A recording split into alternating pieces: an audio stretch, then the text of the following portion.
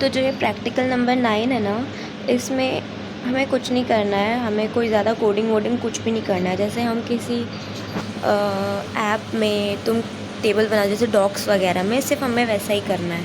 इसके लिए पहले हमें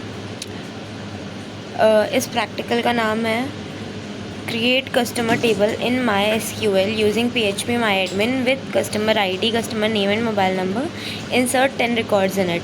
हमें एक टेबल बनाना है जिसमें 3 कॉलम्स रहेंगे, एक में कस्टमर की ID लिखी रहेगी, एक में उसका नाम, एक में मोबाइल नंबर। हमें क्या यूज़ करके बनाना है? MySQL PHP MyAdmin, ठीक है, इतना ही है।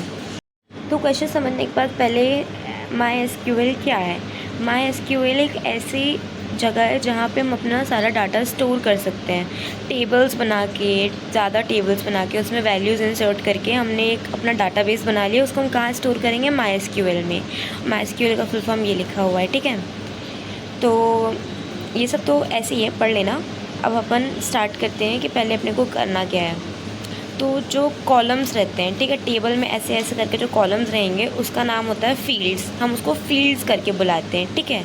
और हमको उसमें वैल्यू डालनी है जिससे हमारा टेबल बनेगा। तो यहाँ पे थ्योरी है, यहाँ पे मैंने लिखा हुआ है, तो मैं तुमको वैसे वैसे करके समझाती जाती हूँ। पहले हमें क्या करना है, सबसे पहले ना हमें क्रोम खोल लेना, मतलब क्रोम के पहले तो अपने को वही सर्वर स्टार्ट करना है, अपाचे स्टार्ट करना है। हम हमेशा जैम्प में अपाचे ऑन करते हैं, बट वहाँ पे MySQL भी लिखा होगा, तो अपने को ये दोनों ऑन करना है, ये वाला प्रोग्राम चलाने के लिए, ठीक है।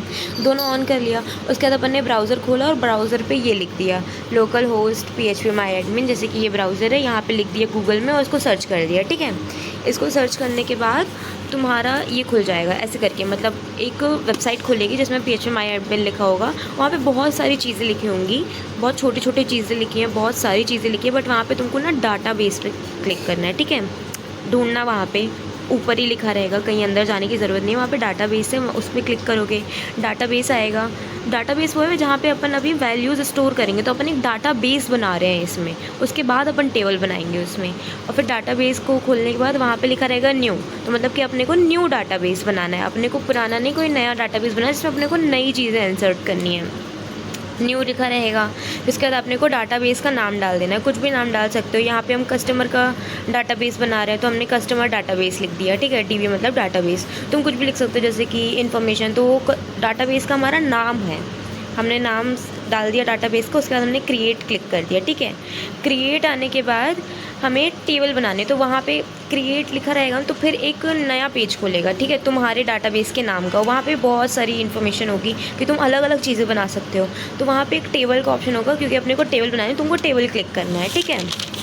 टेबल क्लिक करने के बाद वहाँ पे लिखा रहेगा कितने नंबर, कितने कॉलम्स की टेबल बनानी। कॉलम्स क्या होता है? जैसे कि ना ये कॉलम्स होते हैं, नहीं सॉरी, ये कॉलम्स होते हैं। तो 1 2 3, अपने को 3 कॉलम बनाने हैं। तो यहाँ पे तुम 3 ऐसे ऐसे करके ना एरो रहेगा कि ऊपर ऊपर करोगे तो प्लस होगा, नीचे करोगे तो माइनस होगा। तो 3, हाँ, तो वीडियो ख़त्म हो गई। तो 3 करके अपने को ना इधर पे गो कर देना है कि अपने को ऐसे में 3 कॉलम करने हैं, ठीक है, कि ऐसे 3 सेक्शंस आए। क्योंकि अपन जब ऐसे ऐसे करके डाटा भरेंगे तो अपने को नीचे ऑप्शन रहेगा प्लस प्लस करने का, तो वहाँ पे नई नई टेबल्स नीचे जुड़ते जाएंगी, रोज़ जुड़ते जाएंगी। उसके बाद देखो, ये बहुत इंपॉर्टेंट स्टेप है, तुमने 3 कर लिया, ठीक है, 3 कॉलम तुम्हारे बनेंगे। 3 कॉलम बनने के बाद यहाँ पे 3 चीज़ें आएंगी, ये एक कॉलम है, ये दूसरा कॉलम है, ये तीसरा कॉलम है।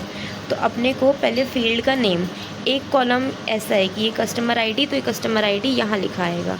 फिर फील्ड का नेम, कस्टमर नेम, तो ये यहाँ पे लिखा आएगा।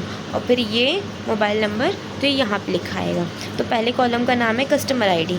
INT मतलब इंटीजर, इंटीजर मतलब होता है नंबर्स, और उसकी लेंथ कितनी है 5, ठीक है। तुम कुछ भी लिख सकते हो यहाँ लेंथ पे, बट INT मतलब इंटीजर्स, इंटीजर मतलब नंबर, कि हमारे ID किस कस्टमर की ID नंबर्स में है। उसके बाद कस्टमर का नेम, तो वैर कैर मतलब होता है अल्फ़ाबेट्स, ठीक है। CHAR जो होता है इसमें PHP में, मतलब कैरेक्टर। वैर कैर भी एक कैरेक्टर ही है, वैर कैर मतलब अल्फ़ाबेट्स में अपन नेम डाल सकते हैं। उसकी लिमिट अपन ने 50 रखी है, 5 से ज़्यादा कोई नंबर इसमें इंसर्ट ही नहीं होगा, यहाँ से 50 से ज़्यादा कोई अल्फ़ाबेट्स इंसर्ट नहीं होगा। मोबाइल नंबर INT इंटीजर मतलब मोबाइल नंबर तो नंबर्स पे रहता है, और उसकी लिमिट है 10, क्योंकि 10 ही नंबर का मोबाइल नंबर रहता है भाई। और इसके बाद ना यहाँ पे आगे आगे ना और भी ऑप्शंस है, तो वहाँ पे ना एक प्राइमरी की करके ऑप्शन होगा, तुमको वो सेलेक्ट करना है। मतलब अपने ने कस्टमर की ID को है ना प्राइमरी की कर दिया कि ये मेन चीज़ है, उसके बाद ये सब चीज़ें तो ऑप्शनल है, ठीक है। उसके बाद अपन ने इस चीज़ को सेव कर लिया। उसके बाद फिर तुम्हारा ऐसे लिख के आ जाएगा, मतलब तुम्हारा एक टेबल बन के आएगा, ठीक है। टेबल बन के आने के बाद तुमको 10 चीज़ें इंसर्ट करनी है इसमें। तो देखो ऐसे ऐसे करके 10 चीज़ें, जैसे तुमने 5 लिख लिया, ठीक है, 5 आया, फिर तुमने एक ऐसे दबाया ऐसे, तो एक और लाइन आ जाएगी, तो फिर एक और लिख दिया पूरा, फिर ऐसे करोगे तो फिर एक और आ जाएगा, ठीक है। तुमको यहाँ दिखाती हूँ, ठीक है। ये देखो अपन ने वो फील्ड वगैरह लिखा, वही कि इसका नाम क्या लिखना है अपने को। उसके बाद ये देखो, ठीक है, मतलब ये तो कोड्स वगैरह ये पढ़ लेना, मैं सिर्फ समझा रही हूँ। उसके बाद ऐसी टेबल बन के आएगी, ठीक है। आउटपुट में जो टेबल रहेगी वो ऐसी रहेगी। और जैसे कि तुमने 3 लिख दिया, फिर यहाँ पे एक प्लस का ऑप्शन आएगा, तो फिर एक और आ जाएगा, तो फिर तुम 4 लिख दिया, कस्टमर आईडी, उसका नाम नेहा है, उसका नाम ऐसे ऐसे करके तुम लिख दिए। और फिर ये सब करने के बाद तुम इधर ऐसे करके सेव कर दिए, तो ऐसा आउटपुट ये आएगा, ये आउटपुट है उसका।